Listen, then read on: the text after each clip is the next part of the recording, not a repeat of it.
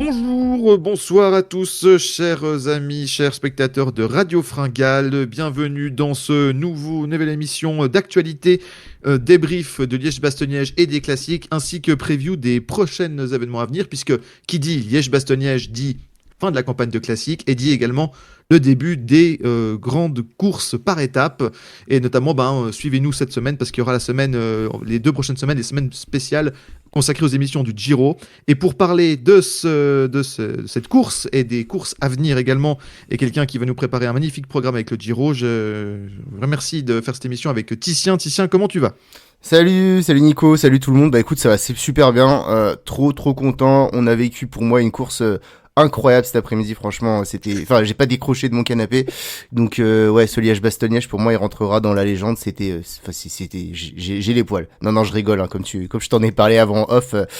Une magnifique campagne des classiques, mais que je trouve qui se finit de manière bien décevante. Mais on va en reparler.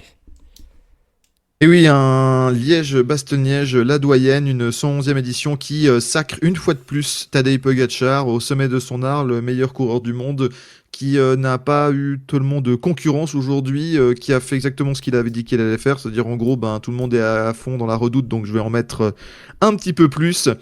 Et Tadej Pogačar qui, on va commencer par annoncer le résultat pour ceux qui l'ont vu, parce qu'on va pas non plus passer une demi-heure sur le débrief de Liège-Bastogne-Liège, mais Tadej Pogačar qui s'impose avec 1 minute d'avance. Alors évidemment, il a pris son temps à la fin, alors l'écart est monté jusqu'à 1 minute 30, mais qui s'impose devant Giulio Ciccone et Benili, qui fait pour la première fois le podium d'un monument. Donc bravo à lui, qui est enfin récompensé de tous ses efforts. Magnifique podium. Et puis ensuite le groupe des battus, qui est réglé par Simone Velasco, qui fait des gros points pour Astana. Les deux Lidl, Thibaut Nice et Badjoli. Daniel Philippe et Martinez. Premier français, Axel Laurence, 8e. Bravo pour le jeune français qui fait un bon résultat. Tom Pidcock, à qui il en a manqué un tout petit peu aujourd'hui pour se hisser sur le podium, malheureusement, alors qu'il était dans le bon coup. 9e. Et complète ce top 10, Nelson Paules de EF Education EasyPods, qui ont essayé d'animer un petit peu la journée, mais comme l'équipe Ineos d'ailleurs, on y reviendra. Mais enfin voilà, premier enseignement, qu'est-ce que tu retiens en dehors de résultats bruts, Titien, qu'est-ce que tu retiens de cette course de Liège-Bastogne-Liège? Est-ce qu'il y a de cette classique, de ce monument, est-ce qu'il y a des éléments pour toi sur lesquels tu précis, qui ont au-delà du résultat, qui t'ont peut-être marqué et sur lequel tu voudrais revenir et qui t'ont attiré l'œil, au-delà de Pogačar bien entendu? Pas spécialement, grosso modo, il s'est rien passé. Donc non, mais je suis un peu négatif sur cette course, mais franchement, on va pas dire qu'on a passé un après-midi incroyable sur la télé. Contrairement, on en reparlera tout à l'heure, à énormément de classiques qu'on a vécu cette année où c'est incroyable, ou tout simplement le Liège-Bastogne-Liège des femmes qui vient de se terminer.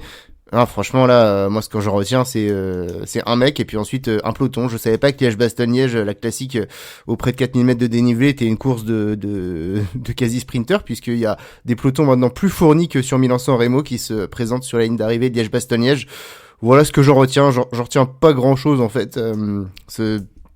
Voilà, le solo de Pogačar derrière un peloton groupé qui arrive, des mecs qui ont tenté d'exister, et bravo à eux comme Ciccone et Benili, mais j'ai pas eu du tout les frissons pendant cette course. Mais je pense que toi non plus tu t'es pas levé de ta chaise. Alors, je retiens un ou deux points positifs. Alors, à titre personnel, j'ai trouvé une jolie course de Mauro Schmidt, champion de Suisse, qui a voulu Ah montrer ça le c'est maillot, qui a parce que tenté c'est des la maison choses. ça. Voilà, non, mais je le dis, je donne mon avis, je donne mon avis. À un moment donné, il y a des choses que les gens vont pas.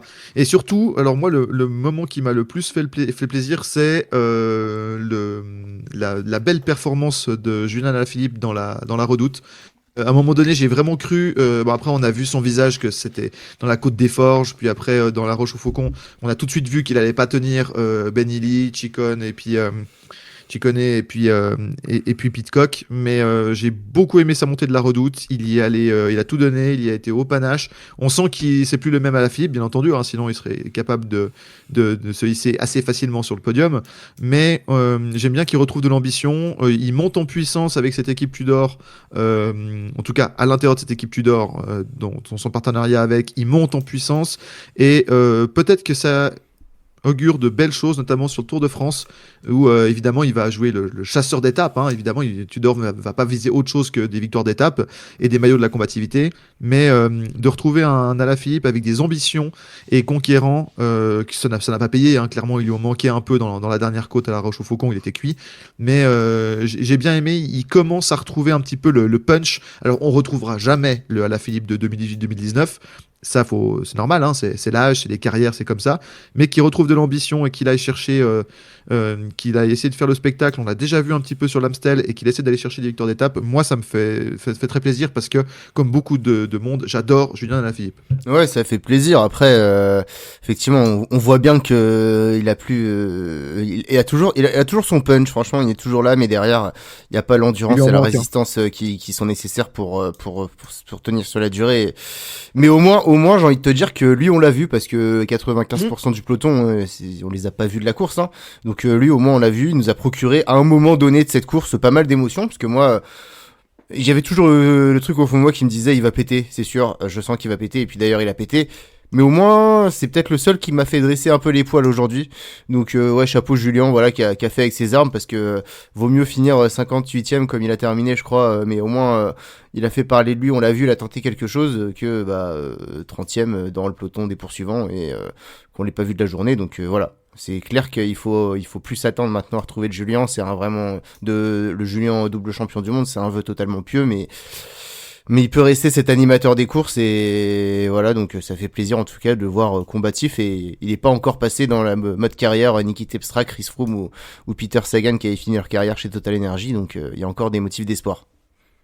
Oui, il y a des motifs d'espoir. Et tout ce qu'on lui souhaite à notre cher Julien, c'est de décrocher une belle victoire sur le prochain Tour de France avec beaucoup d'étapes vallonnées et de moyennes montagnes dans lesquelles il va peut-être pouvoir s'exprimer.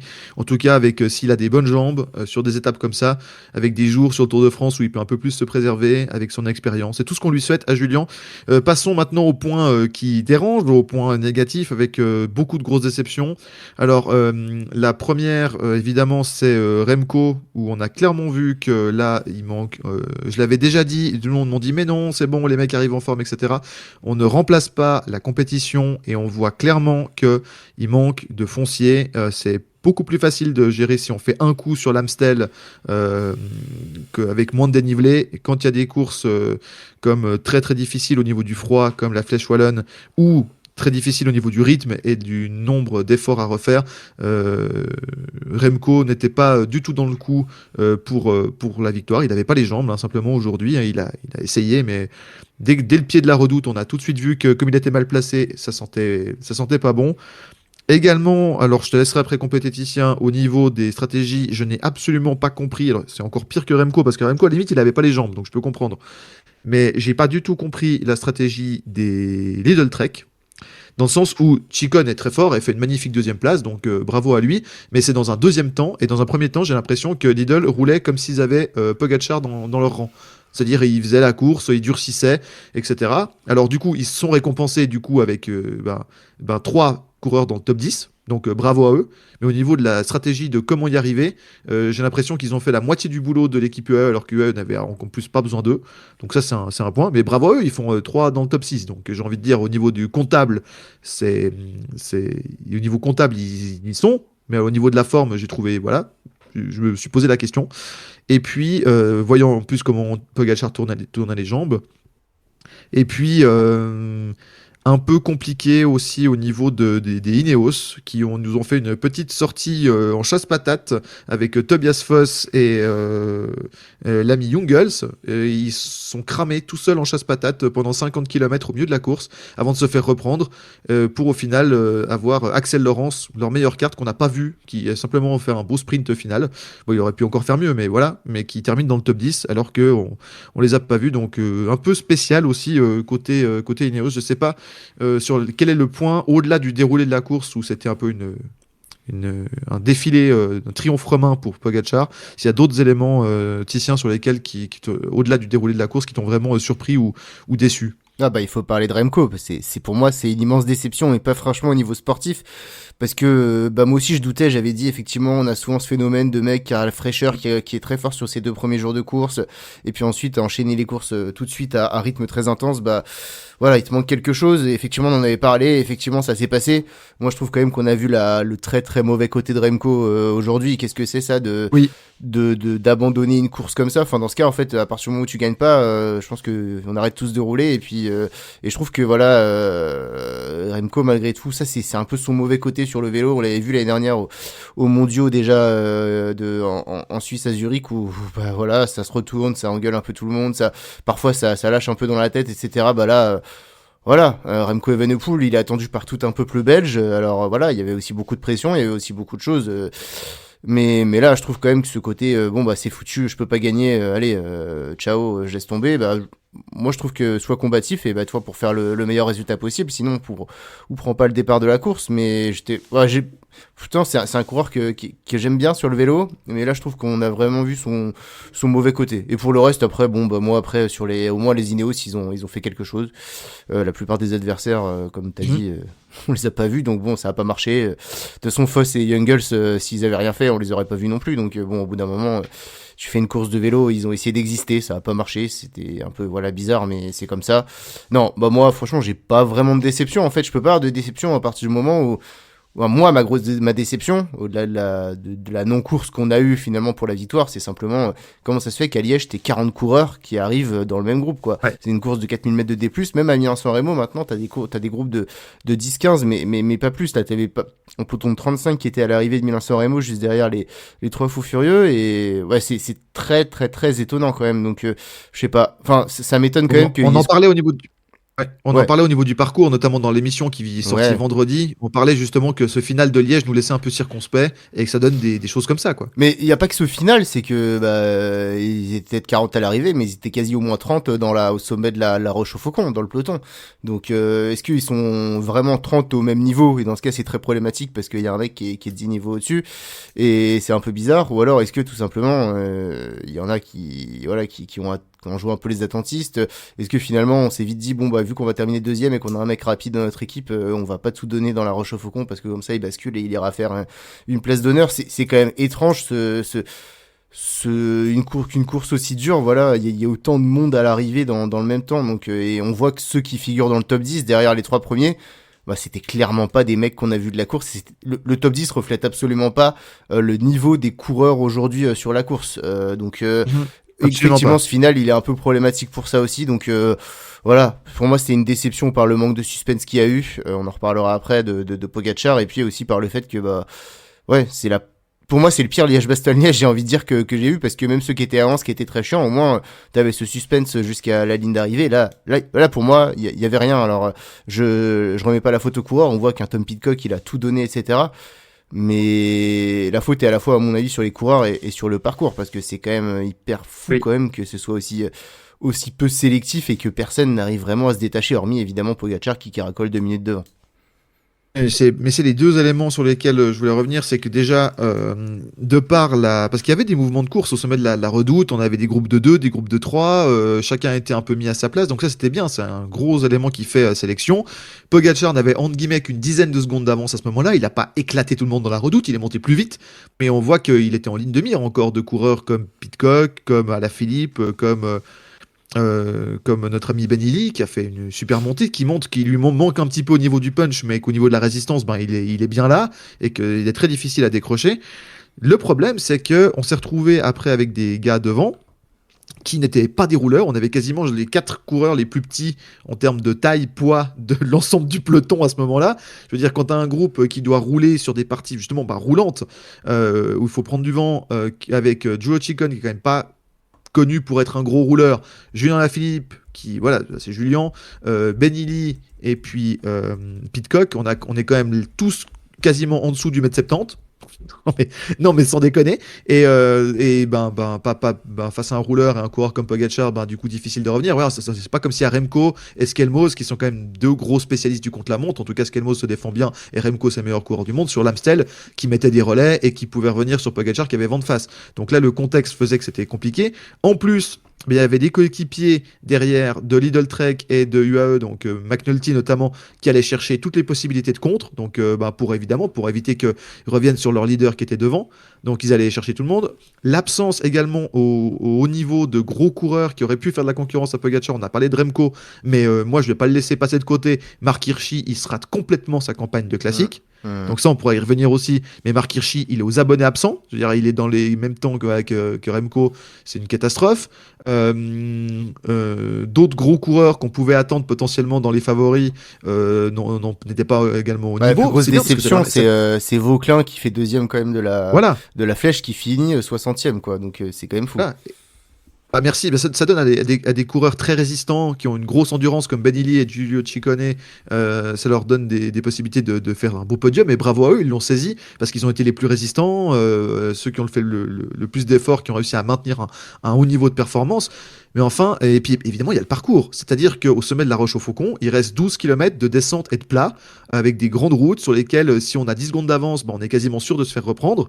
Et c'est clairement ça, ces différents éléments, donc l'absence des gros coureurs qui pourraient justement se lutter pour le top 5, qui n'étaient pas vraiment au niveau, pour pratiquement tous, plus les coéquipiers derrière qui chassaient, donc difficile de faire une course de mouvement quand il y a encore des coéquipiers derrière dans le groupe qui chassent, plus un final de course qui n'avantage pas les attaquants, ben ça nous donne une course où effectivement il y a un groupe de 30-40 qui se fait un sprint pour la 4e place derrière, alors qu'effectivement ben, des Baggioli, des Velasco, même Daniel Felipe Martinez, ils ont fait une course totalement transparente, et au final ils terminent dans le top 10. Donc là, je pense qu'il y a quelque chose à revoir. La seule chose sur lesquelles les organisateurs peuvent jouer, c'est le parcours. Ça, on en a déjà parlé. Allez voir l'émission dédiée. On va pas revenir dessus, on va pas prendre de temps. Mais enfin, voilà, c'est les différents éléments qui expliquent que procession de Pogacar 1 minute à 1 minute 30 devant tout le monde. Et puis derrière, on se bat pour les accès titres. Ouais, c'est ça. Non, mais voilà. Enfin, j'ai pas plus à dire en fait que ce que t'as dit. T'as très bien résumé. Il y a eu des coureurs décevants, mais pour moi, c'est la course dans sa globalité qui a été décevante. Je trouve qu'on a trop été gâtés sur ce printemps, et malheureusement, on avait un peu massacré Liège-Bastogne-Liège déjà l'année dernière dans notre top 10 des classiques, où on le mettait plutôt loin. Mais je pense que voilà, c'est quand même vraiment pas le monument qui nous aura le plus hypé, donc ouais, je pas plus à dire. À ce niveau-là, je trouve que même pour revenir là-dessus, avec même limite la flèche wallonne, qui n'est pas un monument, mais et même la flèche wallonne hype plus de gens que Liège, alors que c'est pas censé être c'est pas censé normalement être dans cet ordre-là, et pourtant les gens, j'ai l'impression qu'ils attendent plus la flèche que Liège maintenant. Ouais, peut-être, je sais Dans pas. ce même genre de course ardennaises. Bah après, le problème, c'est que là, on nous avait vendu un duel et il y a rien eu en fait, quoi. Donc, en fait, on va en parler après, mais Pogacar, il continue d'écrire sa légende. Mais après, quand t'es suiveur assidu de vélo, mine de rien, le sport, il se construit aussi par les affrontements, par les rivalités. Le vélo, c'est pas un sport d'intensité comme on peut avoir au foot ou au basket, ou voilà, où il y a des retournements de situation tout le temps. C'est un sport d'endurance, sur la longueur, etc. Et donc c'est clair que voir un seul coureur pédaler pendant 40 km sans que tu veux dire qu'il y a t'as même plus l'impression d'assister à une course en fait. C'est donc heureusement, on a été préservé de ça sur la plupart des classiques, mais aujourd'hui, malheureusement, bah voilà, c'est mal tombé, et c'était un peu une purge, il faut le dire. Exactement. Maintenant qu'on a un peu débriefé ce Liège-Bastogne-Liège, est-ce qu'on ferait pas un petit retour sur l'ensemble de la campagne de classique, Titien?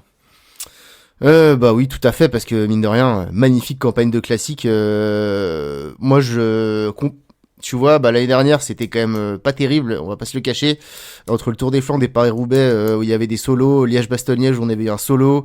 Bon, l'Amstel, c'était pas fou non plus. Bah, je trouve que cette année, même sur les plus petites courses, hein, franchement, bah, il y a eu des courses qui étaient vraiment sympas. On se souvient du Newsblad qui était très serré. On se souvient même des semi-classiques belges de début d'année, cet Amstel qui a été fun, etc. Donc, en fait, ce qui est bien, c'est que Paulès qui balait. Oui, voilà. Non, mais on a vibré, mine de rien, cette année, on a vibré parce que contrairement à l'année dernière, aujourd'hui, t'as 3-4 mecs qui dominent le vélo, et quand il y en a qu'un seul au départ d'une course, tu vibres pas, ce qui a été le cas l'année dernière. Cette année, enfin on a eu ces duels, enfin sur Milan-San Remo, enfin sur le Tour des Flandres, enfin sur Paris-Roubaix, sur l'Amstel, etc.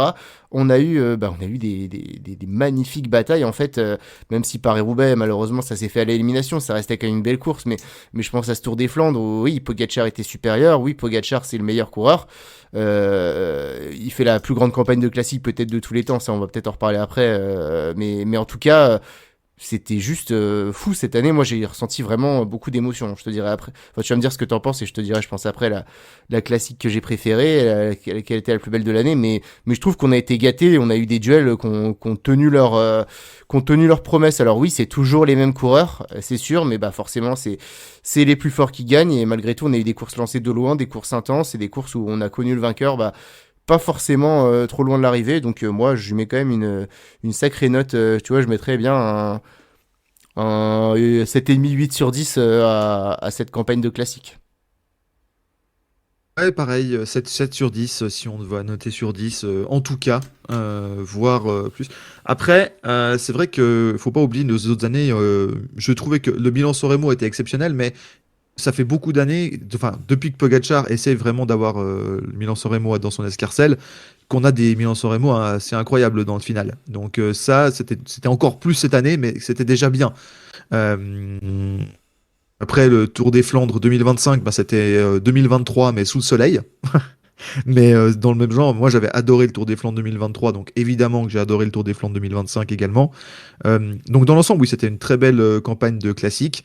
La chose sur laquelle j'aimerais terminer ce petit point d'introduction là-dessus, c'est j'espère que dans les prochaines années, au niveau des classiques, il y aura une nouvelle génération, des nouveaux jeunes qui vont pouvoir se montrer et se battre, pas forcément pour la victoire, mais en tout cas pour des belles places d'honneur. Euh, c'est vrai qu'on avait mis, on met beaucoup d'espoir sur ces nouveaux talents de 19, 20, 21 ans, 22 ans. Ils apprennent, c'est normal, on leur demande pas d'être bons directement dès le départ. Mais ce serait bien de pouvoir commencer à concurrencer les Pogacar, les Mathieu Van Der Poel, les Wout van Aert qui fait plein de belles quatrièmes places dans cette campagne. Donc il a quand même été là. Il n'a pas eu de réussite, mais il a quand même été là. Ce serait bien, je trouve, que la génération des Axel Laurence, des Mathieu Brennan, des Thibaut Nice, etc., des coureurs qui ont cet âge-là, commencent maintenant à venir plus seulement apprendre, et ils font des belles places de temps en temps, mais commencent à, dès les prochaines années, 2026-2027, à concurrencer les monstres actuels. C'est pas encore le cas, mais c'est un de mes vœux, parce que ça pourrait nous amener à des courses encore plus dynamiques et encore plus belles. Ah bah oui, oui, bah de toute façon, voilà, après, la nouvelle génération, il y a quand même quelques talents de générationnels. On a vu notamment ce qu'a pu faire un Paul Sexas cette semaine sur le Tour des Alpes. C'est Mathieu Brennan, il a été impressionnant. Donc oui, oui, vivement que ces mecs commencent ils sont très très jeunes, donc voilà, leur laisser le temps évidemment.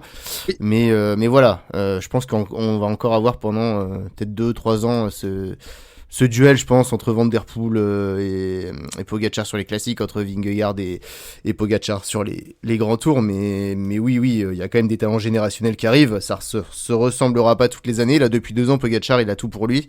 Il a atteint ce niveau physique phénoménal. Une carrière cycliste, voilà, ça, c'est pas linéaire non plus. Donc, il faut jamais se dire que, voilà, être blasé et se dire que pendant 5 6 ans maintenant, on va assister à la même chose. Et voilà, et c'est effectivement. Mais déjà, cette année, on a eu des vrais affrontements. On a eu un Pogacar qui a tenté de venir sur Paris-Roubaix. On a eu un Van Der Poel qui a tenu dans la Chypressa, qui l'aurait pensé. Enfin voilà, c'est plein de choses comme ça qui font qu'on a quand même eu un scénario incroyable. Et en même temps, on voit des pépites émerger de plus en plus jeunes d'ailleurs. Donc voilà, pour l'instant, il y a un maître du peloton qui s'appelle Tadej Pogacar. Mais rien ne dit que son règne il durera.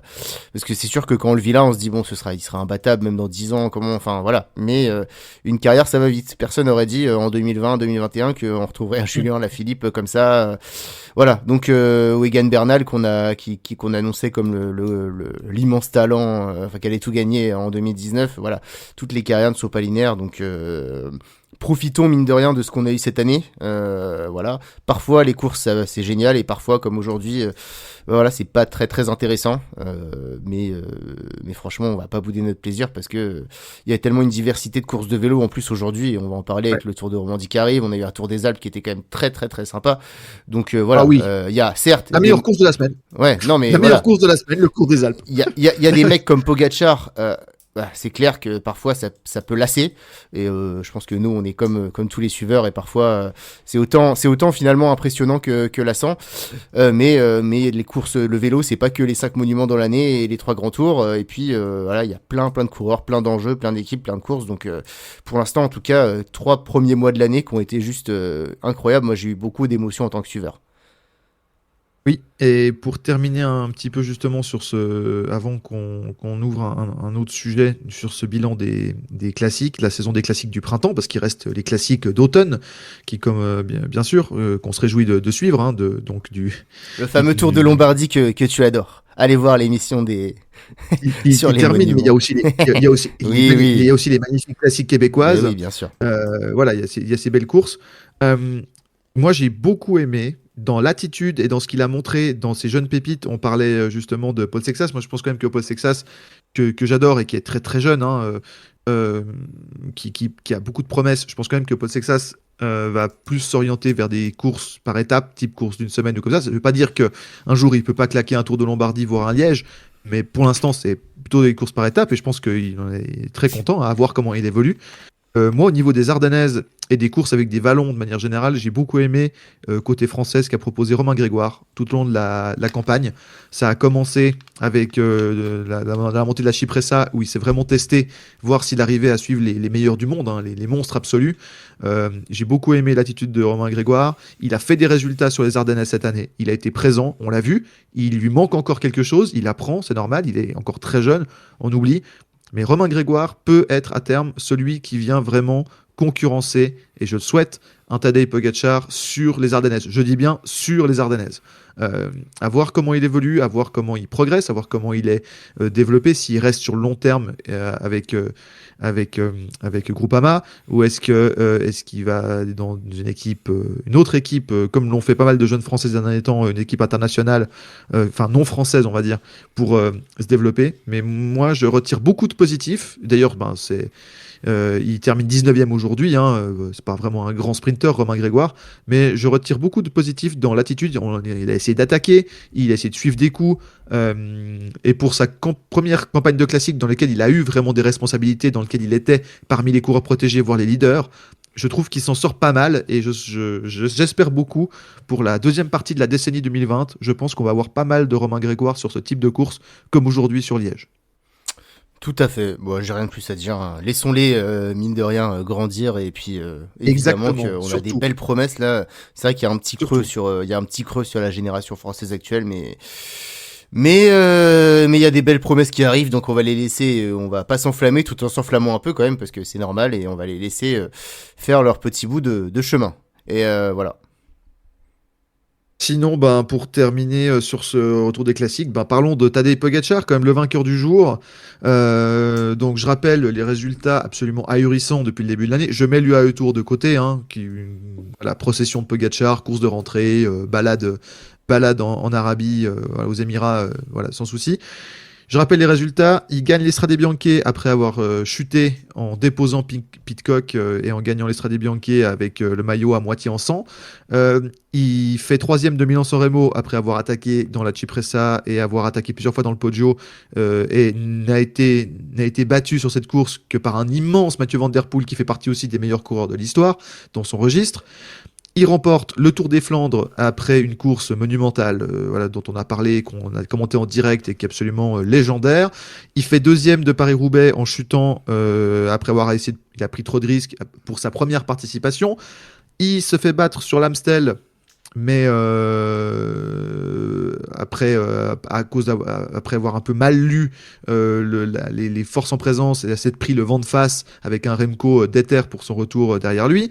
Il éclate tout le monde sur le mur de Huy en mettant 10 secondes à son dauphin Kevin Vauquelin sur une flèche wallonne où il faisait 5 degrés avec de la pluie, du froid, etc. Et aujourd'hui, il termine en mettant plus d'une minute à tout le monde sur Liège-Bastogne-Liège en partant assis dans la côte de la Redoute. Est-ce que on a déjà vu, même sur Pro Cycling Manager, je prends les jeux vidéo et la fiction, une campagne de classique printanière comme celle de Tadej Pogacar, Titien? Alors sur Pro Cycling Manager, oui, parce que moi je cheat un peu et au bout d'un moment mon coureur il est invincible et il gagne toutes les courses. Donc non, mais non, là où c'est impressionnant, c'est sur cette régularité, franchement. Et à un match Van Der Poel près, Tadej Pogacar, il gagnait tout.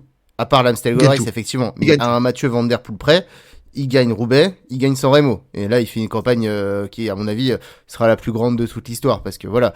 Mais il a fait un truc incroyable. Et au-delà de. Enfin, il est allé sur tous les terrains. Faut pas oublier que voilà, il était sur les pavés de Roubaix il y a encore de ça 2 semaines, quoi. Donc, qui n'a rien à voir avec le Liège-Bastogne-Liège avec 4000 de dénivelé aujourd'hui. Et pourtant, sur ces deux terrains, il est juste impérial. Donc, c'est vraiment cette polyvalence qui est impressionnante au-delà des résultats et cette marche qu'il a sur les autres qui est quand même phénoménale. Alors oui, parfois il y a des ratés comme Staggle Race, ou parfois il tombe sur des ultra spécialistes de classiques qui sont tout aussi forts que lui sur ce terrain, et c'est comme Mathieu Van Der Poel qui l'a battu à 2 reprises. Mais cette constance, cette régularité, cette impression, enfin, franchement, là aujourd'hui, il gagne. Il est dans un autre monde. Hein, on voit qu'il franchit la ligne. Il a pas tout donné. Clairement, il est au-dessus de la mêlée. Et voilà. Certes, il y a des coureurs qui peuvent l'accrocher. Vingegaard sur les grands tours, Van Der Poel sur les classiques, peut-être Remco sur les chronos, etc.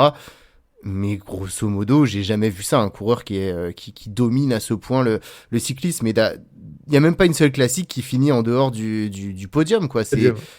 Non, c'est Et juste mauvais phénoménal. résultat, troisième. C'est juste phénoménal. Et enfin, bah, au-delà de ces résultats bruts, c'est juste cette impression visuelle. Aujourd'hui, t'as pas l'impression qu'il attaque, hein. Il sort, t'as l'impression que voilà, il est assis sur la selle, et puis derrière, bah, en fait, tu vois qu'il y a personne n'a cherché à réagir. Tout le monde s'est dit bon bah voilà, il est parti. Maintenant on fait notre course. Il y a même pas, il y a ça me fait un peu peur. Tu vois ce manque il y a tellement un niveau d'écart avec tous les autres que là on a même l'année dernière on avait Carapace dans la Redoute qui s'était un peu fait péter le caisson. Cette année il y a même pas un seul gars qui s'est dit voilà, ils ont bien vu quand ils partaient que oulala, non ça sert à rien. Si je veux accrocher le podium, faut que je cours juste.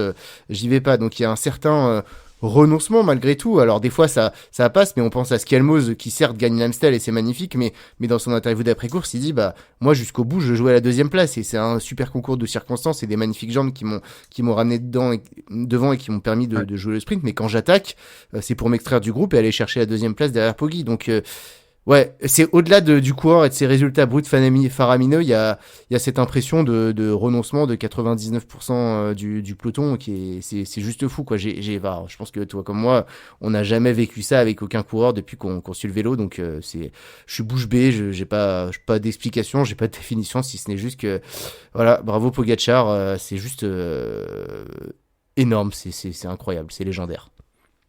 Comme tu l'as dit, oui, bah ça c'est clair. Comme tu l'as dit, le cyclisme c'est aussi une affaire de duel ou de trio très très fort C'est pour ça que le Tour de France, pendant une bonne partie, avant que Pogacar finisse par l'éclater, était très intéressant l'année passée parce qu'il y avait Remco et Vingegaard où on se disait que les deux peuvent vraiment l'embêter. Et d'ailleurs, sur les grands tours, on sait que Pogacar a un rival et qui s'appelle Jonas Vingegaard. On l'a vu, on le sait, les deux à 100%, c'est pas du tout cuit pour Pogacar. Sur les classiques, on va dire plus typés flandrienne ou plus typés vent, donc là où il faut avoir de la puissance, on sait que un Mathieu Van Der Poel, qui est parmi les meilleurs de toute l'histoire sur ce genre de course, Milan-San Remo, etc., etc., et on sait que s'il est là, ça va être très compliqué pour Pogacar et qu'il faut des circonstances de course où qu'il aille puiser très très loin pour espérer le battre. Donc ça c'est très bien parce que ça nous donne des courses incroyables, des duels. On a parlé du triptyque Milan-San Remo, Tour des Flandres, Paris-Roubaix. Les trois sont des très belles courses, donc voire légendaires pour certaines, qu'on se remémorera pendant encore 10, 15, 20 ans. Le problème, c'est que sur les classiques, les courses d'une journée, mais pour grimpeurs, punchers, donc vallonnés, type Liège-Bastogne-Liège, type Tour de Lombardie, le problème, c'est que sur ces courses-là, on attendait potentiellement d'un Remco, parmi les fantastiques, qui soit au niveau pour concurrencer sur ce terrain-là Tadej Pogacar, et c'est pas le cas. On l'a vu sur le Tour de Lombardie l'année passée, Remco, il tamponne, il essaie pas de le suivre, alors qu'il était en forme, hein, la preuve, il fait une magnifique deuxième place. Sur l'Amstel, on s'est dit, peut-être que là, Remco, un Remco en forme, ça peut le concurrencer, surtout si il y a du vent de face et des circonstances qui permettent. L'Amstel nous l'a prouvé. Et le Liège d'aujourd'hui a dit non, il y a encore de la marge pour Pogacar sur ce genre de course et classique montagneuse, vallonnée, type Liège-Bastogne-Liège, type Ardennaise ou type où il y a pas mal de dénivelé et des montées plus difficiles que sur Milan-San Remo ou le Tour des Flandres par exemple. Je dirais que c'est pas des monts pavés, vous voyez ce que je veux dire. Là, il manque sur ces courses-là, il manque un rival du niveau de Vingegaard ou de Mathieu Van Der Poel à Tadej Pogacar. Alors, il y a deux solutions. Soit il est parmi les jeunes et il va émerger et avec des progressions et tout, et ça va arriver dans les prochaines années, soit Remco va encore progresser, va changer son approche et va pouvoir se mettre au niveau. Mais parce que sinon, s'il n'y a pas une de ces deux conditions parce qu'actuellement dans cette génération, bon, on a vu qu'ils les tapent tous, pour ceux qui n'ont pas trop de marge de progression. J'adore Benini, mais Benini, on sait très bien que même s'il arrive à accrocher Pogacar au sprint, il va se faire éclater. Donc bon, c'est sympa, mais voilà quoi, voilà. Et il le décrochera pas. Donc il faut quelqu'un qui soit capable de lui lutter contre lui au niveau du sprint, mais qui soit capable potentiellement de le décrocher aussi, ou de faire jeu égal. Que ce soit Mathieu Van Der Poel ou Vingegaard, l'ont prouvé sur leur terrain respectif. Et il faut quelqu'un, voilà, sur ces classiques ardennaises. Et actuellement, je sais pas pour toi Titien, mais il n'existe pas quoi.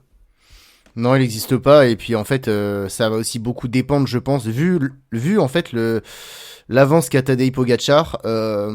Pour moi, ça va aussi dépendre beaucoup de lui-même aussi, parce que bah voilà, pour l'instant, voilà, il roule, il domine, il surdomine, il archidomine. Combien de temps ça peut durer? On sait qu'il y a il y a des facteurs mentaux. Alors il veut tout gagner effectivement, mais à force bah voilà, de gagner, il peut aussi y avoir une certaine lassitude qui se crée. Il peut y avoir voilà, à 25 ans, il a déjà 26 maintenant, il a un palmarès tellement énorme que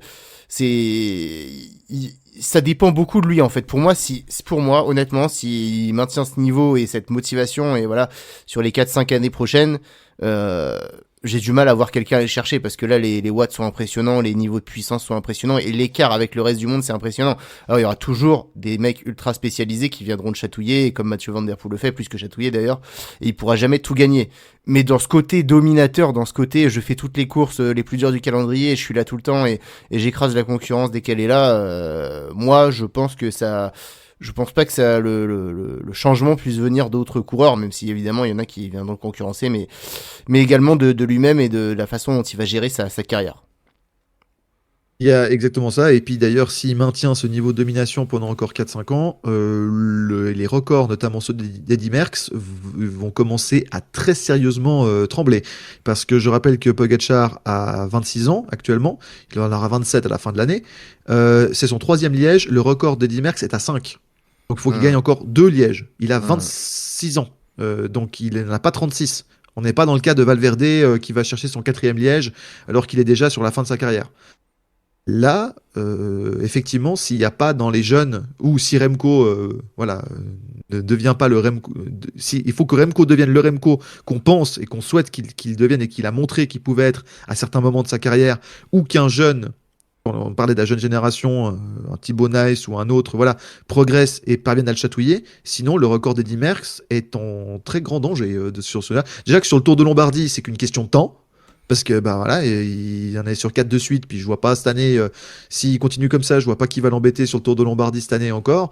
On en reparlera au moment voulu, mais le record de Copier est à 5, Pogacar est à 4, donc là je pense que le Tour de Lombardie c'est qu'une question de temps.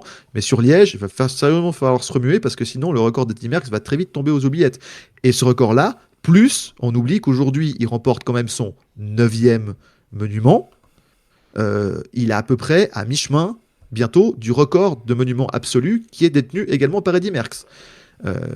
Donc là aussi, il y a encore de la marge pour le grand Eddy, mais si Pogacar tous les ans il gagne 2 ou 3 monuments, bah, dans 4-5 ans c'est bon. Hein. C'est vrai. Bah, donc si, parce que on va dire, bon allez, on va pas tricher, parce qu'on va dire, je sais pas comment tu considères le Tour de Lombardie comme étant pas un monument, Si, mais c'est un dans monument. et dans la classification, c'est un peu. Parce que du coup, ça biaise un peu le classement, puisque 4 de ces 9 monuments sont gagnés sur le Tour de Lombardie tout seul. Et là, c'est pour le coup, là, c'est même plus qu'il a l'avantage, c'est que c'est son jardin, c'est sa baignoire. Je veux dire, il y va, il fait sa procession. Bonjour, j'ai remporté le Tour de Lombardie. Autant sur certaines courses, on peut se dire, ah, il peut y avoir un faux suspense ou un truc comme ça, ou une vraie concurrence, comme on l'a vu sur le Tour des Flandres, il y a une vraie concurrence. Hein, il s'arrache pour aller le gagner, c'est incroyable cette course. Mais sur le Tour de Lombardie.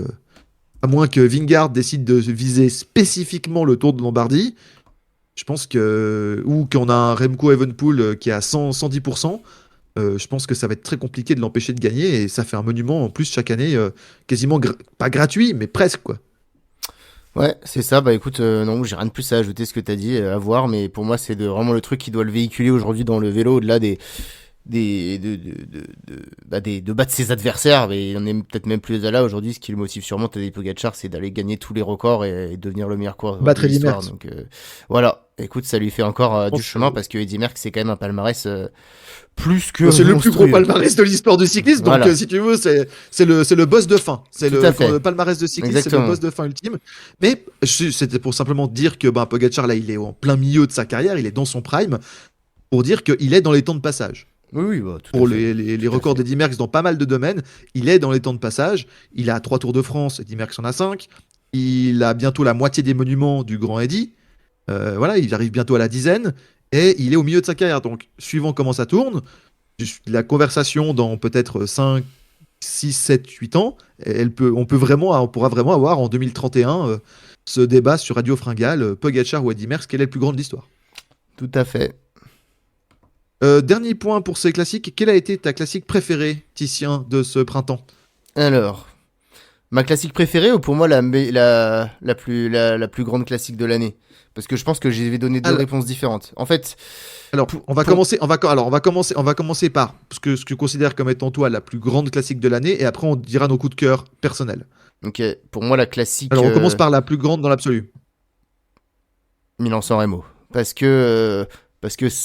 L'attaque dans la Cipressa, c'était un mythe qui a été enfin la porte de ce mythe a été enfoncée très très fort par Tadej Pogacar. Moi j'ai vibré, alors je suis aussi très subjectif parce que Mathieu Van Der Poel a gagné et parce que je l'adore, mais juste j'ai pas débranché, j'ai jamais été autant en apnée, ça faisait longtemps que j'avais pas... Pour moi les fois d'avant où j'ai été autant en apnée c'était le championnat du monde de 2023 là en Écosse et puis c'était sur le final de l'Amstel Gold Race donc qui était beaucoup plus court. Non, pour moi la plus grande classique de l'année c'est Milan-San Remo et après je dirais que la plus belle je dirais sur l'Amstel Gold Race qui est pas un monument mais tu vois, l'année dernière, j'aurais dit que la plus belle étape de Grand Tour de l'année pour moi, c'était cette étape du Lioran où Vingegaard reprend Pogacar parce que c'est ces étapes où tu te dis qu'est-ce qui peut se passer, tu t'y attends pas, qui te remettent en question les idées. C'est bien pour ça. D'ailleurs, je me souviens après le podcast sur l'Amstel Gold Race, on a complètement remis en question. On s'est dit Pogacar, c'est peut-être fini, etc. Donc finalement, on a bien vu que non. Mais c'est des classiques comme ça où tu te dis bah ouais, en fait non, le vélo c'est pas joué d'avance, tout est encore possible et ça te fait rêver pour après. Donc voilà, je dirais la plus grande de l'année Milan-San Remo et la plus belle l'Amstel Gold Race. Et toi? Pour la plus belle, je serais assez d'accord de dire que Milan-San Remo au niveau mythe, c'est pas mal, même s'il y a quelques petits détails que je reproche à cette course, mais elle était absolument incroyable et on s'en souviendra toute notre vie en tant que fan de vélo, elle était incroyable. J'irai quand même sur l'autre qui peut lui faire pour moi concurrence et que j'ai adoré, c'est le Tour des Flandres 2025. C'est vrai Parce aussi. qu'on se rend pas compte on se rend pas compte de la violence de la course pour qu'un monstre absolu. En plus, on a vu qu'il était en forme, hein. Sur ce printemps, il a quasiment été intouchable. Mathieu Van Der Poel, moi, je le renverse un petit peu, dans le sens où on parle beaucoup de Pogacar et des gens qui arrivent à le renverser. Je trouve que sur ce type de course, le favori à chaque départ, que ce soit Milan-San Remo, Paris-Roubaix, Tour des Flandres ou n'importe quel autre classique pavé, on va dire, ou flandrienne, c'est Mathieu Van Der Poel.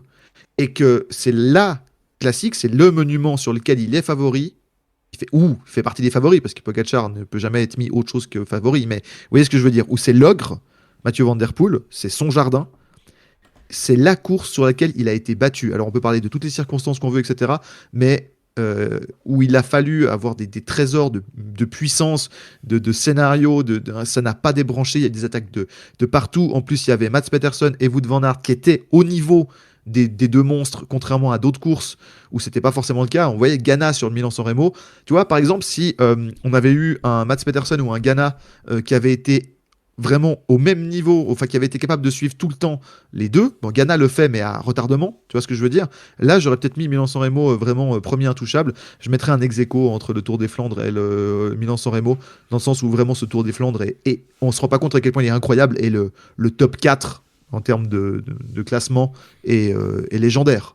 Je veux dire, quand on regarde le top 4 est légendaire, là où Ghana est un coureur aussi légendaire, mais dans les contre-la-montre et sur la piste, au niveau des classiques, ne l'est pas encore. J'espère que ce sera un jour pour lui et qu'il arrivera à être au niveau des Van Aert, au niveau des Van Der Poel, etc. Mais voilà. Donc, et puis ma Je suis préférée, d'accord. oui. Et ma préférée, alors là, c'est totalement coup de cœur, parce que j'ai vraiment cette image en tête. Dans l'absolu, ma préférée, je vais te dire, parce qu'on en a déjà parlé, c'est le Tour des Flandres. le Tour des Flandres de cette année, c'est ma préférée également, pour toutes les raisons que j'ai dit.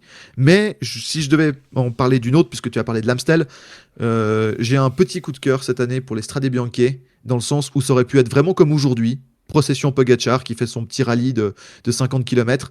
Le fait qu'il s'éclate dans les ronces, qu'il touche le bitume, qu'il reparte, qu'il soit en sang, qu'il soit du coup à la fois rempli d'adrénaline et énervé aussi, en colère contre lui, en colère contre plein de choses et qui se disent non mais ça va pas se passer comme ça, qui reviennent, qui déposent dans une des dernières côtes Pidcock et qui arrive à la Piazza del Campo en sang, à moitié en sang et qui gagne comme ça.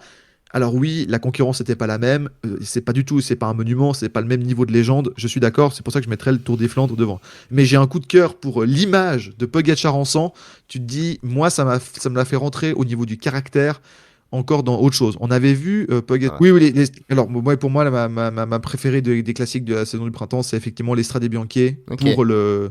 pour le sang niveau Tadej Pogacar. Voilà.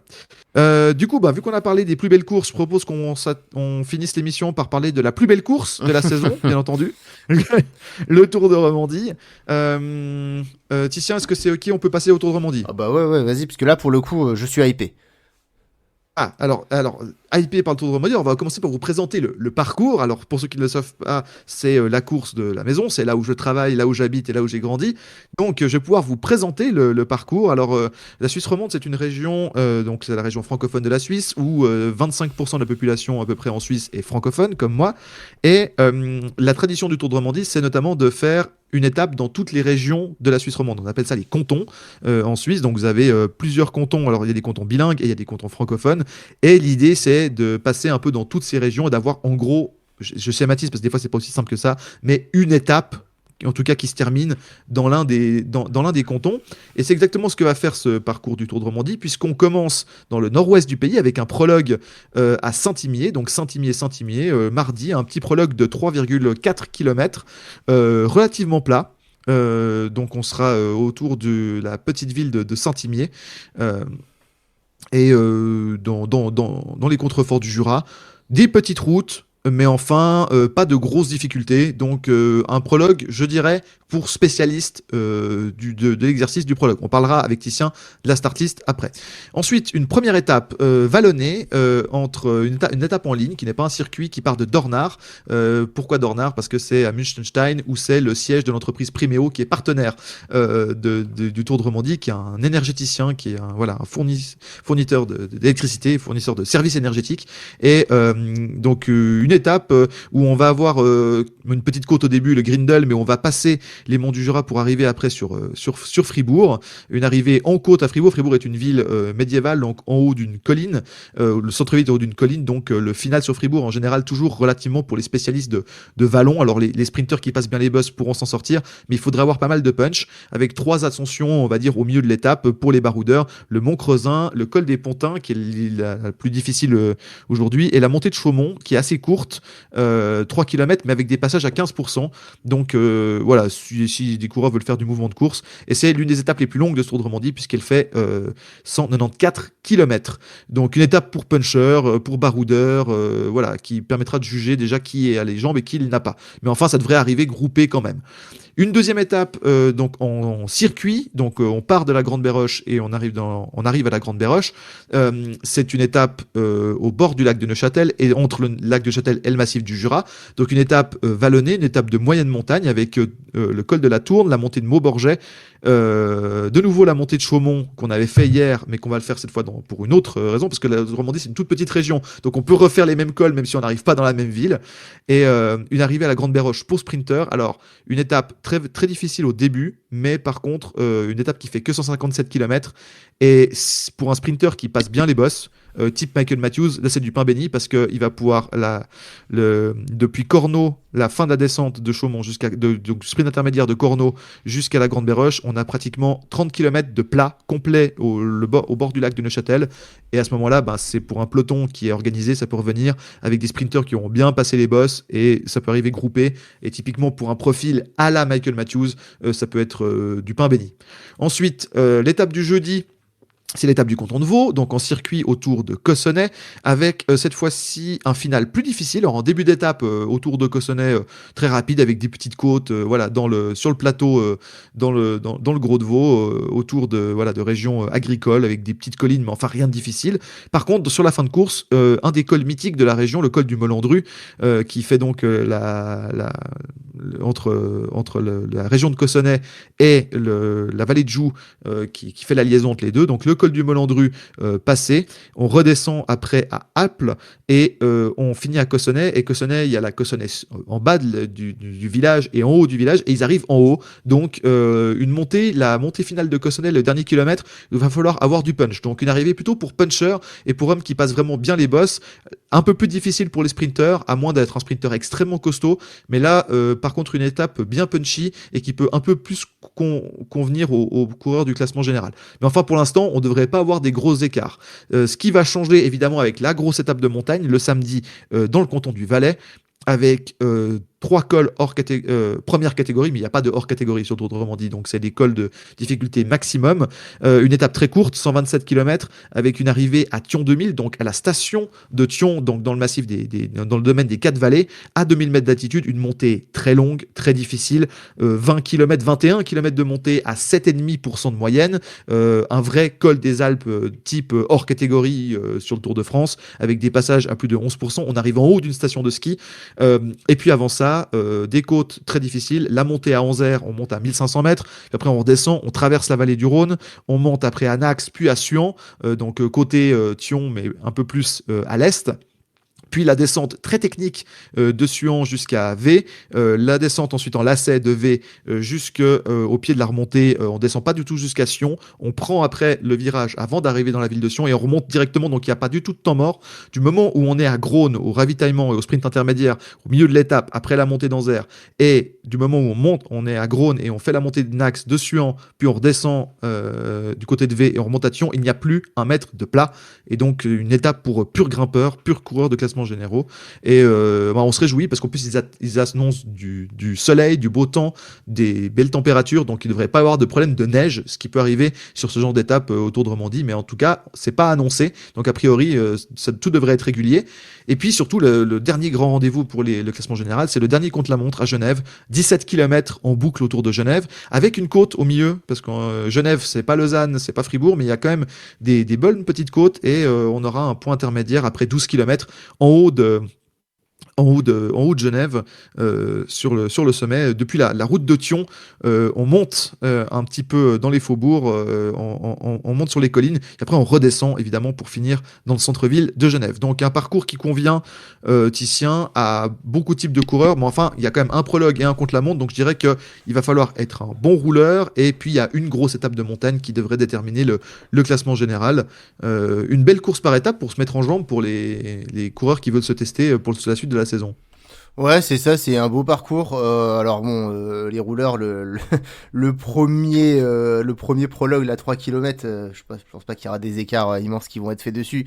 Non, bah c'est clair qu'il y a une étape pivot quand même dans ce Tour de Romandie, c'est l'étape de Thion qui est une des plus grosses étapes de montagne avec du dénivelé qu'on retrouve de l'année, vu que le Tour de Catalogne a été amputé. On n'a pas eu finalement de course dans le Tour depuis, mais c'est normal parce que c'est pas accessible avant cette période, les hauts cols. Et donc là, on va vraiment pouvoir juger 20 km à 7%. Thion, c'est une vraie montée de pur grimpeur. On se souvient sur le Tour de Romandie, il y a souvent des écarts. J'ai souvenir c'est là que Geraint Thomas il glisse dans le dernier kilomètre. Oui, c'est là. Donc voilà, parce qu'il y avait c'est vraiment neige. une montée difficile. Il y avait de la neige sur la route. Voilà. Donc non, on devrait assister à un beau spectacle, 3 étapes pour sprinter puncher, on va dire, et puis ces 2 dernières journées.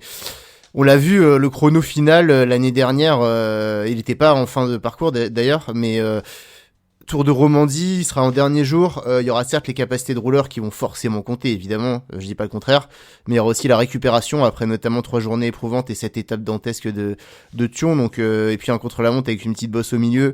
Donc voilà, il faudra évidemment être un très très très bon rouleur pour gagner, mais ça se jouera pas que sur le chrono, et le mec s'il y a un mec qui domine la concurrence sur l'étape de Thion, qui crée des gros écarts, à mon avis, c'est pas le chrono du lendemain qui lui sera préjudiciable. Ce qui est très intéressant, c'est que d'habitude, dans le Tour de Romandie, le contre-la-montre est mis le jeudi ou le vendredi, avant l'étape de montagne, et l'étape du dimanche, en général, c'est un sprint, soit à Genève, Tout soit à dans une fait. autre ville. c'est une étape pour sprinter et le classement général est joué le samedi soir. Là, c'est intéressant dans le sens où les grimpeurs vont être obligés d'attaquer parce que déjà, ils auront peut-être un petit peu de temps à reprendre sur les premières étapes, mais pas énorme. Par contre, ils devront prendre de l'avantage. Typiquement, on pense à un Remco Evenepoel, dont on va parler juste après. Remco, on sait que sur le contre-la-montre de Genève, il peut reprendre une minute, voire un peu plus qu'une minute à certains grimpeurs. Sur 17 km, s'il reprend une minute par tranche de 10 km, ce qu'on compte à peu près, bah, il peut reprendre une minute 30. Même malgré la petite bosse, Remco, on sait que dans les bosses, il crée aussi des écarts. Donc les grimpeurs, s'ils veulent gagner, et ils peuvent gagner, ils devront reprendre du temps sur des coureurs qui sont des très bons rouleurs, et ils devront passer à l'attaque, et c'est pour ça que ça nous promet une étape de samedi dantesque. Titien, est-ce qu'on parlerait de la start list pour terminer ce Tour de Romandie? Bah ouais, parce que c'est ça moi qui me Terminer cette hype émission, surtout quand même, parce que là, pour le coup, je trouve ça assez équilibré. Pour moi, il n'y a pas de... Alors, il y a un ou deux favoris, mais à aucun moment je vais certifier et me dire c'est eux qui vont gagner, et voilà. Donc c'est cool d'avoir une course qui est assez ouverte, et l'année dernière, c'était déjà le cas, puisque c'est Carlos Rodriguez qui a gagné, il sera de retour cette année. Mais ouais, enfin, je te laisse décrire la start list, mais pour moi, il y a de la qualité, et puis il y a pas un mec où je me dis il a pas ses chances. Alors on va parler de deux types de coureurs, on va parler des favoris pour le classement général et on va parler des coureurs qui, sur ces étapes un peu punchy, avec avec des finales d'étapes un peu scabreux, où ils font un peu de la puissance et de la technique, il y a des coureurs qui peuvent viser une, deux, voire trois victoires d'étape, on en a parlé. Je te propose qu'on commence par les leaders du classement général. Alors évidemment, Remco sera présent. Après, on a vu que sa forme, ben, c'est un peu ça va, ça vient. Heureusement pour lui, il y a un contre-la-montre qui lui convient très bien le dimanche. Qu'est-ce que tu penses de Remco sur ce parcours? Tu connais mon avis, aucune chance qu'il puisse gagner cette course et qu'il puisse rivaliser avec les À UAE cause de notamment. l'étape de samedi. Oui, en fait, pour moi, et après, alors encore une fois, ça n'engage que moi. Peut-être que je dis des grosses bêtises et qu'il va écraser la course et voilà. Mais pour moi, il y a le Remco, il a besoin de se mettre en mode grimpeur pour vraiment être un grimpeur d'exception, ce qu'il a été sur le dernier Tour de France. Mais il y a le Remco coureur de classique et il y a le Remco coureur de course par étape. Il a quand même disputé, en plus de ça, 4 courses là, à rythme très très intense. On a vu en plus aujourd'hui que, bah voilà, mine de rien, reprendre en fait face à des coureurs sur des courses aussi dures par rapport à des coureurs qui ont une préparation non tronquée, bah, au bout d'un moment, ça t'épuise et tu peux plus rien faire. Donc non, non, moi j'y crois. En vrai, j'y crois pas une seule seconde à Remco Evenepoel pour remporter cette course. Je pense qu'il sera à un bon niveau évidemment, mais que face aux UAE notamment, il sera et au pur grimpeur. Je pense qu'on n'a pas le Remco du dernier Tour de France. Peut-être plus un Remco mode critérium du Dauphiné de l'année dernière. Donc évidemment le parcours il convient. Et évidemment, ça se trouve je dis une grosse connerie et je ferai mon mea culpa dimanche prochain, mais j'y crois pas. C'est vrai que l'étape du samedi peut lui être fatale. Par contre, tout le reste du parcours, moi je pense qu'il peut gagner 12 ou 3 étapes en comptant les contre-la-montre et le prologue. Il y a déjà, il peut gagner le prologue. Il peut gagner surtout le contre-la-montre. S'il récupère bien, il peut gagner le contre-la-montre de Genève. Et puis les étapes qui arrivent un peu difficiles, on sait jamais. Donc alors, peut-être pour le classement général, ça va être un peu difficile à cause de l'étape monstrueuse de samedi. Par contre, il peut faire des belles victoires d'étape, ça, et puis se rassurer, reprendre du rythme. On sait que c'est pas son objectif principal de la saison, mais ça peut être une belle course de préparation pour lui. Au niveau des grimpeurs, il y a aussi des Français, puisque David Gaudu sera présent, Stéphane Kung évidemment pour les contre-la-montre, qui sera là pour représenter la Suisse, mais David Gaudu sera leader de la Groupama, et lui, par contre, l'étape de samedi, ça peut bien lui convenir à David.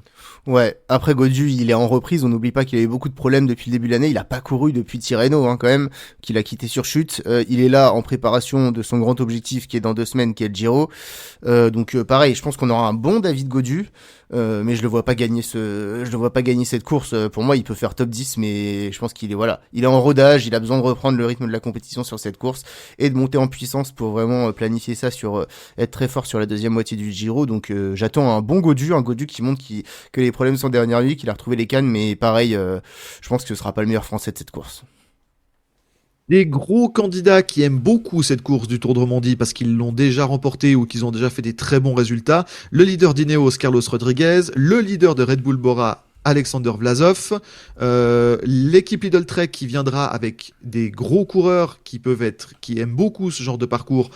Tao Gegenhardt, Juan Pedro Lopez, qu'on va suivre surtout sur l'étape de samedi, ça peut être très bien pour lui. Lennart Kamna qui va nous faire des échappées comme d'habitude dantesques. Donc là, on a pas mal de favoris également. Et également, je t'en lance sur un dernier, Kianot Brooks qui fait sa rentrée. Il y aura Mathieu Brennan pour les arrivées, on a dit un peu punchy, qui peuvent très bien lui convenir. Mathieu Brennan, il peut faire Ah un oui, carton. s'il est dans la même forme qu'il a, il va gagner une étape lui. Exactement, bah, ça lui convient parfaitement, on en avait déjà parlé, mais le leader pour le général, ce sera Octe Brooks. Parmi ces coureurs-là, qui est-ce que tu vois remporter ce Tour de Romandie? Aucun de ceux que t'as cités. Non, Ah, alors qui bah, est-ce que tu vois? oh, Non, bah parce pour que moi, le grand après, on parlera favori. des UAE. On Pour moi, parlera des UAE après, pour mais moi, il y a deux grands favoris à cette course. C'est bah, déjà Joe Almeida. Joe bien sûr. Almeida qui a gagné quand même le Tour du Pays Basque, qui l'a gagné avec la manière. C'est une course qui lui va bien ici. On sait qu'il aime les ascensions. Je pense que je le vois capable de limiter les écarts sur les étapes pour puncher et de finir dans le bon groupe. Et derrière, Tuon 2000, une ascension aussi régulière. Almeida, il va mettre le moteur en route pendant les 20 km. Et je pense que à défaut de gagner pour cette étape, en tout cas, il va finir très très bien placé. Et avec le chrono du lendemain, on sait que Joe Almeida, c'est un excellent chronomane. Donc ouais, pour moi, c'est le grand favori. Et le deuxième favori, bah, c'est le vainqueur sortant, tout simplement, Carlos Rodriguez, qui a pas couru non plus Voilà. depuis le début de la saison, qui a été victime d'une chute et d'une fracture de la clavicule sur le AE Tour et qui est revenu aujourd'hui sur Liège-Bastogne-Liège. Et on l'a vu plutôt Mhm. à son avantage, mais même si en deuxième Il rideau. avait il avait les jambes. Il L'année avait les jambes, dernière, il a Carlos. été très bon. Carlos Rodriguez, quand il est en forme, il fait des bons chronos. Donc, moi, c'est les deux coureurs que je vois. Et après, j'ai ma petite pépite en troisième, mais c'est les deux coureurs que je vois comme étant les favoris à la victoire. Oui, mais tout à fait. Attention à Alexander Vlasov, qui aime beaucoup les courses en Suisse et Oh, qui il aime avance beaucoup pas le depuis Tour le de début de Romandie. l'année. Hein. Il Alors, il était à la avance pas depuis peine le début sur de l'année. Liège aujourd'hui. Ah bah attends, non, non, attends. Tous les Red Bull, à part Ouais, Roglic, ouais. n'avancent pas depuis le début de l'année. Non, j'y On crois en pas. a parlé. Et par contre, moi, vu qu'on parle d'équipes qui avancent, alors en termes d'équipes qui a des résultats en ce moment, les Lidl Trek ont des très bons résultats et ils viennent avec une équipe où il y a des coureurs intéressants qui peuvent se battre pour le classement général. Ils seront pas favoris, bien sûr, mais on sait que les équipes, on avait vu l'année passée avec les Decathlon G2R, où il y avait justement cette dynamique de début de saison. Les Lidl Trek sont sur une excellente dynamique, sur les classiques, sur les courses par étapes, Ciccone, Peterson, etc. etc. Skelmos, bien sûr. Donc attention, ils ont l'air d'avoir trouvé une bonne méthode, ils sont en forme cette année, et ils viennent avec une grosse équipe. Donc attention au Lidl Trek, peut-être pas pour la victoire, mais en tout cas pour une place dans le top 5 au niveau du classement général, peut-être pour un Juan Pedro Lopez ou un Tao Gegenhardt, suivant la forme. Ça peut être tout à fait envisageable. Parlons des UAE. UAE qui viennent avec la plus grosse équipe, hein, ça Ouais, l'Armada. n'étonnera personne. La plus grosse équipe, donc Joao Almeida évidemment en leader principal, mais Jan Kristen, je pense qu'il aura sa carte sur une ou deux étapes, peut-être pour aller Il faire des fera résultats. tout En tout cas, péter, ça va lui, être très dans Tion. intéressant. Il va exactement, Jan Kristen qui sera sur ses terres à la maison, voilà, des excellents coéquipiers pour rouler, Ivo Oliveira qui marche fort en ce moment, Félix Großschartner qui a fait la campagne de classique avec des Ardennaises avec Pogacar, un Pablo Torres et un Jevine pour rouler dans les étapes de montagne ou tester. Enfin voilà, une grosse équipe au service d'un leader qui marche très fort en ce moment, Joe Almeida qui Ouais. pour toi fait figure d'immense favori. Mais t'as mis le doigt sur le coureur aussi qui peut briller. Pour moi, c'est mon troisième coureur, c'est Jevine. Pour moi, il a une occasion en or de remporter ici une course World Tour. Si, encore une fois, il faut pas qu'il tombe, parce que lui, il tombe tout le temps, et il faut qu'il survive, on va dire, aux trois étapes un peu vallonnées, mais s'il est là, une ascension sèche, on l'a vu je crois que il gagne 2 étapes, là, de la copie Bartali. Et ensuite, il sera totalement dédié à Pogacar, normalement, à Ayuso et Yates sur le Giro. Javine, c'est un excellent rouleur. On rappelle quand même qu'il a fait des perfs contre la montre l'année dernière qui étaient juste monumentales. Il y a des si avec Javine, forcément, mais tu vois, clairement, ils peuvent faire le doublé, les UAE. Ouais, Jevine. Et puis, à voir, moi, je suis très curieux de voir Jan Kristen, dans le sens où il va être sur une course où il n'y a pas Pogacar. Et s'il a l'occasion de jouer un top 10, Oh, il j'aimerais aura bien voir l'occasion. ça. Oui, il aura l'occasion. Après, faut les jambes, hein, parce qu'il a Oui, été oui, absent oui. longtemps. Il a fait une flèche wallonne Non, mais extraordinaire. sa flèche wallonne, Il est incroyable. il a repris plus d'une minute sur le peloton.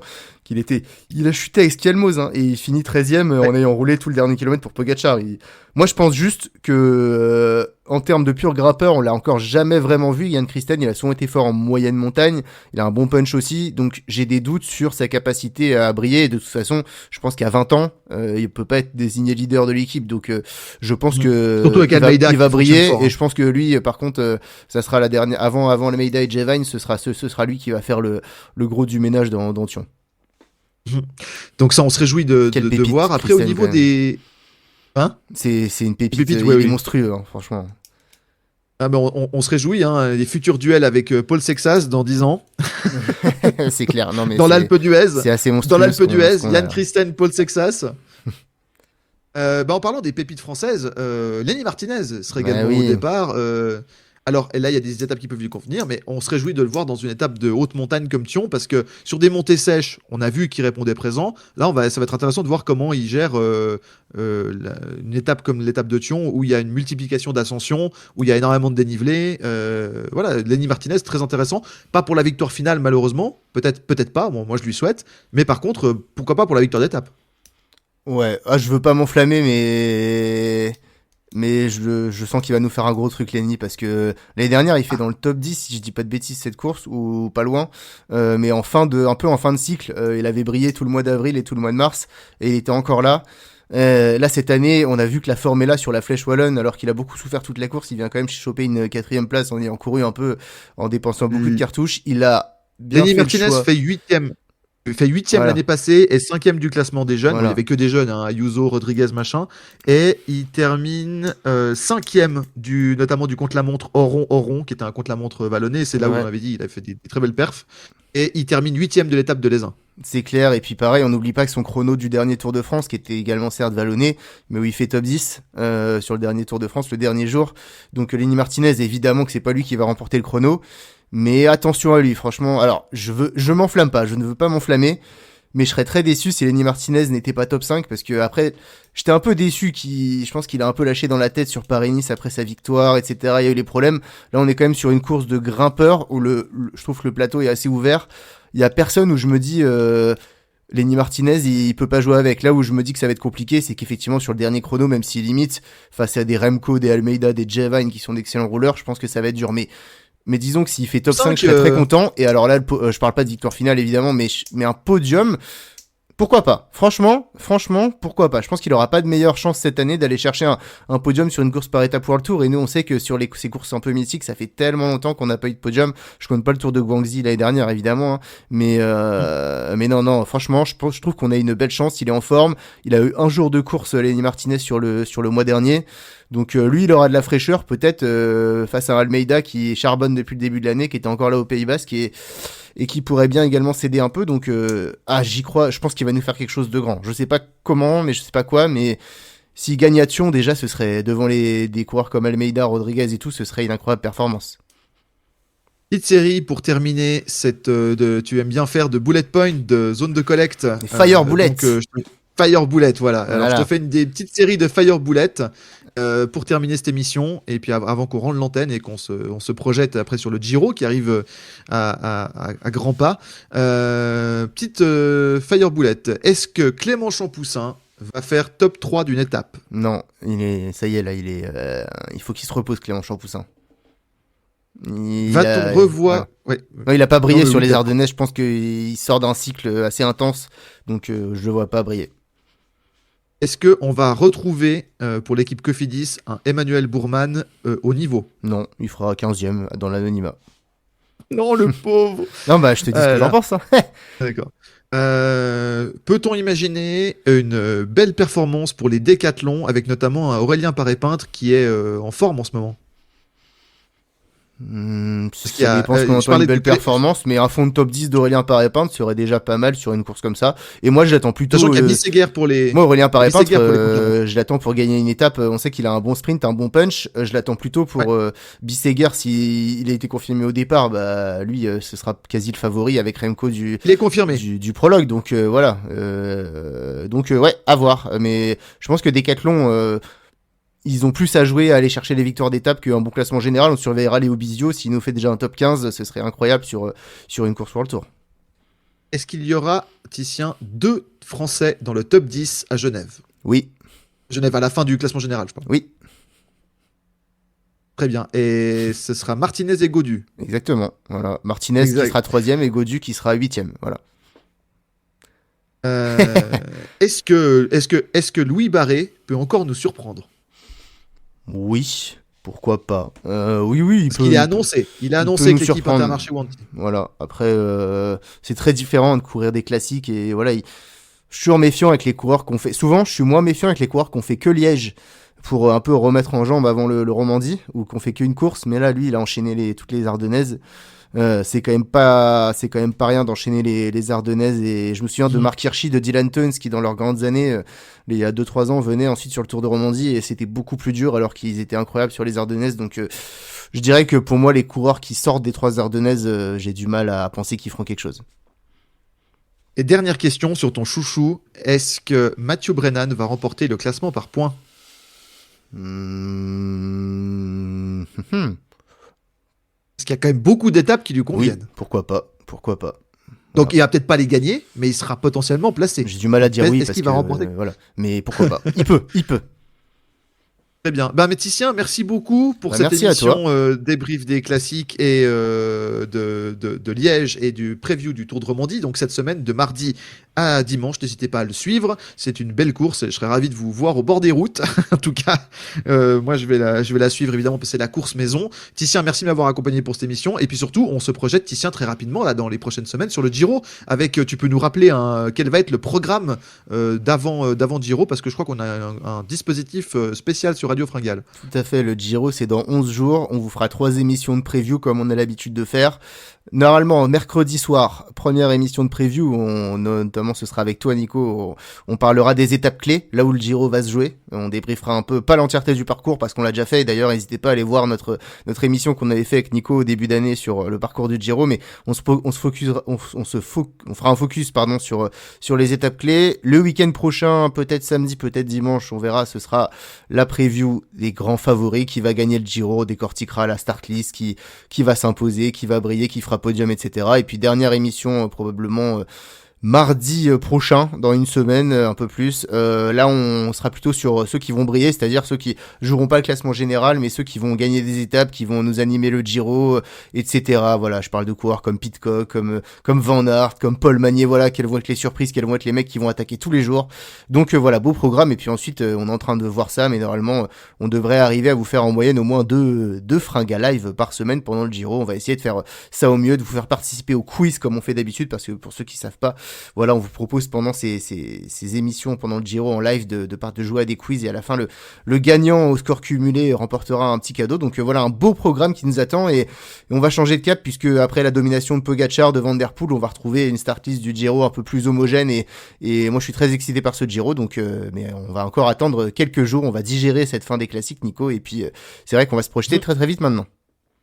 Pareillement. D'ailleurs, ça me permet de dire que le Giro, on adore ça et on va le couvrir. On vous remercie d'être toujours plus nombreux à suivre les émissions de Radio Fringale, d'être régulièrement plusieurs milliers à nous suivre. Si vous aimez le contenu de Radio Fringale, si vous trouvez que l'équipe, moi-même et voilà toute l'équipe de Radio Fringale, on fait un bon boulot. N'hésitez pas à partager ces émissions, n'hésitez pas à mettre un pouce, n'hésitez pas à voir les autres contenus de faire par toute l'équipe, que ce soit au niveau de couvrir le cyclisme féminin, très important, de couvrir ce qui se fait au niveau des jeunes, les articles que vous retrouvez sur les réseaux sociaux. Voilà, on a avec une très belle campagne de classiques avec vous.